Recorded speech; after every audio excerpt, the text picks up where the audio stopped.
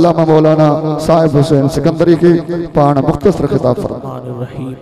नहमदुहु व नुसल्ली व नुसल्लिमु अला हबीबिहिल करीम अम्मा बाद फ़अऊज़ु बिल्लाहि मिनश शैतानिर रजीम बिस्मिल्लाहिर रहमानिर रहीम वत्तबि सबील मन अनाब इलैया सदक़ल्लाहुल अज़ीम। समूरा गजी करे सल्लल्लाहु अलैका या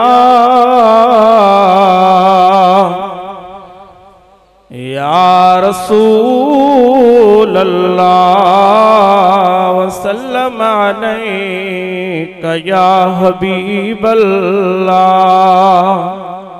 हमद सलात खां बाद निहायती सद जजलाए हिन अल्लाह जे कामिल जे उर्स में अचण वारा उलमा हुफ़ाज़ दीगर मुझे दिलबर हबीब जा उम्मतियो अज अल्लाह जे कामिल जो उर्स ऐं मूं अवां जे साम्हूं चंद अल्फाज तिलावत कया आहिनि। करीम रब जो हुकुम आहे उन्हनि जी ताबेदारी कर जंहिंजो रुजू रब जे तरफ़ आहे। दुनिया में खोड़ सारा पीर वली पर रब करीम जो हुकुम आहे उन्हनि जी ताबेदारी जंहिंजो रुजू रब जे तरफ़ आहे। पोइ उन्हनि खे रब करीम केॾो वॾो मक़ाम ॾिनो आहे। मुंहिंजा दिलबर नबी हिकिड़े दफ़े पंहिंजे गुलामनि खे फरमायूं ऐं मुंहिंजा सहाबियो क़यामत जो ॾींहुं थींदो हिकिड़ा अहिड़ा त अल्लाह जा बाना हूंदा जेके नूर जे मेंबरनि ते हूंदा वॾे शान शौकत सां रब करीम जी ज़ात बाबरकात उन्हनि खे विहारींदो पर उहे नबी बि न हूंदा रसूल बि न हूंदा शहीद बि न हूंदा। पोइ अल्लाह जे हबीब जे दरबार में गुलामन अर्ज़ को या रसूल अल्लाह सल्लल्लाहु अलैहि वसल्लम उहे कड़ा बाना हूंदा जंहिंजो एॾो वॾो मक़ाम मुझे प्रिय फरमायो अला इन औलिया अल्लाह ला खौफुन अलैहिम वला हुम यहज़नून। आगे कया अगे सोरो नूरो ला खौफुन अलैहिम वला हुम यहज़नून। सचन कोने सूर मौला कयो ममूर अंग अज़ल में तन जो अज परे परे खां आया हो न रब करीम जी ज़ात बाबरकात हिन कामिल कयो मक़ाम ॾिनो जो आरामी हिन जगह ते आके कहिड़े शहर खां के कहिड़े शहर खां पर अल्लाह जे कामिल खे ख़बर आहे न ईमान अक़ीदो। हज़रत बायज़ीद बिस्तामी खरकान खां जॾहिं गुज़रंदो हो उन जगह ते दुआ घुरी हलियो वेंदो। माण्हू चयोसीं हिन जगह ते पाण फरमायूं त हीअ जगह बाबरकत आहे। उन्हनि अर्ज़ कयो सुण हीअ ॿी बि त जगह चई न हीअ उहा जगह हिन जगह ते अल्लाह जे कामिल अबुल हसन खरकानी जी हिन जगह ते विलादत थींदी इहा जगह बाबरकत आहे। पो जंहिं जगह ते अल्लाह जे कामिल जी विलादत थे उहा जगह बाबरकत है। जंहिं जगह ते अल्लाह जो कामिल आरामी हुजे न चई सुभान अल्लाह। जंहिं जगह ते विलादत चंद घड़ियों उहा जगह बाबरकत है। जंहिं जगह ते अल्लाह जो कामिल आराम हुजे यकीनन उहा जगह बाबरकत आहे। हजरत म्यासा मीर मोहम्मद गंबट शहर में जॾहिं सैयद सोने वक्त जे गौस सैयद सोने गुलाम मुर्तजा शाह जीलानी बादशाह जे दरबार में आयो ऐं उहो भी साहिब शरीयत हो। जेको इंदो पढ़ सलात वाणियो हुजे त बि पढ़ सलात केर हुजे पढ़ सलात सलात पढ़ंदा वञनि उन जूं अंदर वारियूं अखियूं खुलंदियूं वञनि प्रिय जे उन गुलामीअ में ईंदा वञनि।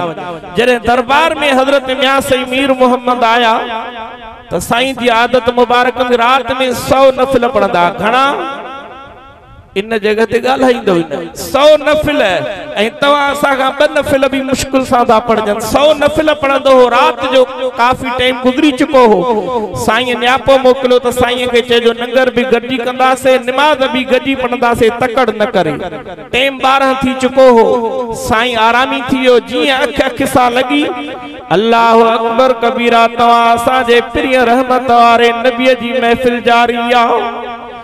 जियां जो अखियुनि में ज़ाहिरी तरह सां निंड आई उन प्रिय जे दरबार में हिय जो ॾिसे त वक्त जो गोस गंबट वारो अॻे ई मौजूद आ।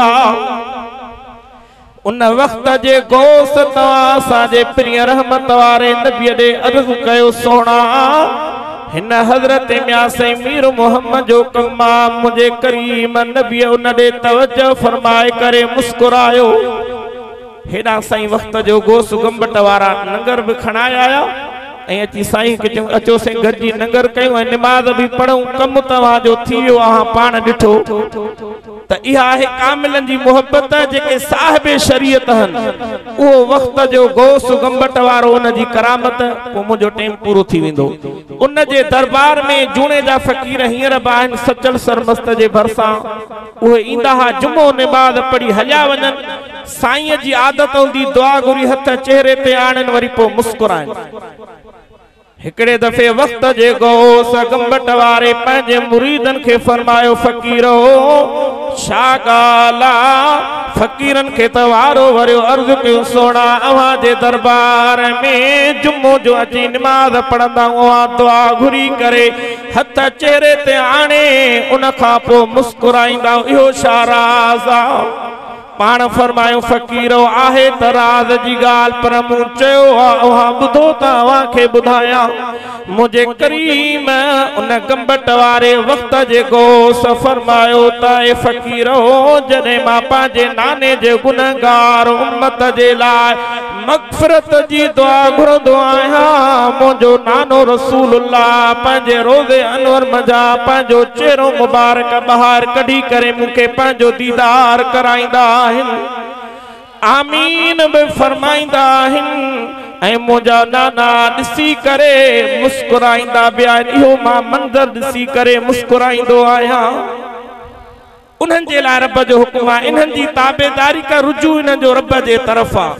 उन वक्त जे गोस गंबट वारे सैयद सोने गुलाम मुर्तज़ा शाह जीलानी बादशाह जे दरबार में हिकड़ो खिदमत वारो वेठो ज़ोर पियो ॾे साईं खे ज़ोर ॾींदे ॾींदे साईं जी अख सां लॻी उन चयो त अल्लाह वारा निंड त न कंदा आहिनि जिए जो न दिल में ख्याल कयो साईं रब जे कलाम जी तिलावत शुरू कई व इबादुर रहमानिल्लज़ीन यमशूना अलल अर्दे हौना व इज़ा खातबहुमुल जाहिलून कालू सलामा वल्लज़ीन यबीतून लिरब्बिहिम सुज्जदन व क़ियामा।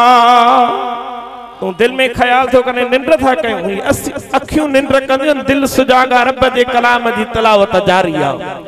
सवे सोहणा दुनिया में पर मुझो महबूब भी शे आ सवे सोहणा दुनिया में पर मुझो महबूब भी शे आ भले बिजलियों कन तजलियों जानी झलकार भी शे आ सवे सोहणा दुनिया में पर वाखिर दावाना अल्हम्दुलिल्लाह।